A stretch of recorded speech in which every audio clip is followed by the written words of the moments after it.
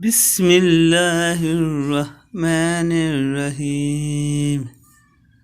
صحیح بخاری شریف۔ ہم سے محمد بن المثنی نے بیان کیا، ان سے یحییٰ نے شام کے واسطے سے نقل کیا، وہ کہتے ہیں مجھے میرے باپ عروہ نے عائشہ رضی اللہ عنہا سے روایت نقل کی کہ رسول اللہ صلی اللہ علیہ وسلم ایک دن ان کے پاس آئے۔ اس وقت ایک عورت میرے پاس بیٹھی تھی۔ آپ نے دریافت کیا یہ کون ہے؟ میں نے عرض کیا فلاں عورت، اور اس کی نماز کے اشتیاق اور پابندی کا ذکر کیا۔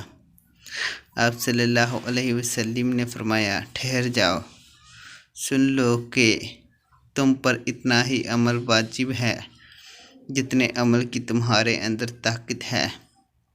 اللہ کی قسم، ثواب دینے سے اللہ نہیں اکتاتا، مگر تم عمل کرتے کرتے اکتا جاؤ گے، اور اللہ کو دین کا وہی عمل زیادہ پسند ہے جس کی ہمیشہ پابندی کی جا سکے اور انسان بغیر اکتائے اسے انجام دے۔